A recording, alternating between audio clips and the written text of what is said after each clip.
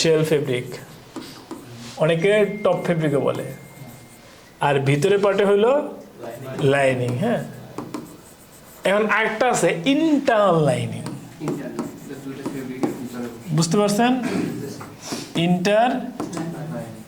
Inter মানেই কিন্তু ওই যে ভিতরে, আপনার শোনেন না যে ইন্টার ডিস্ট্রিক্ট ফুটবল খেলা মানে কি বলেন?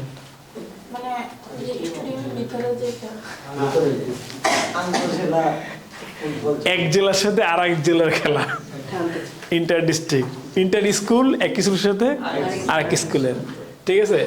এটা হলো মনে করেন এই হলো আমার শেল ফেব্রিক আর এই হলো আমার লাইনিং ফেব্রিক,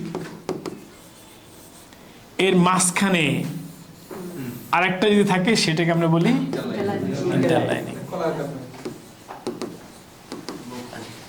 এখন অনেক ক্ষেত্রে এটা লাইনিংও হইতে পারে,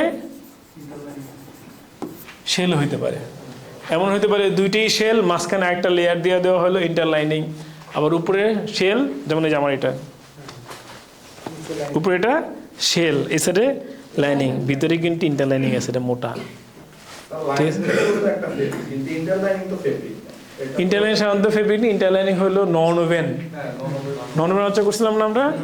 হ্যাঁ, সাধারণত নন ওভেনটা ইন্টার লাইনিং হিসেবে ব্যবহার করা হয়, কিন্তু ইন্টার লাইনিং এর ভিতরে অনেক সময় ওভেন আছে, বুঝছেন?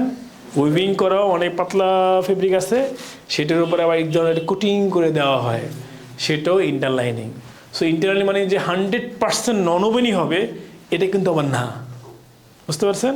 বা সাধারণত ইন্টার লাইনিং বললে আমরা ওটাকে নন ওভেনই ধরে নেই, মানে ম্যাক্সিমাম ক্ষেত্রে নন ওভেনটাই থাকে। ক্লিয়ার? হ্যাঁ, লাইনিং ইন্টার লাইনিং বুঝছেন? এই যে ম্যাডাম বুঝছেন?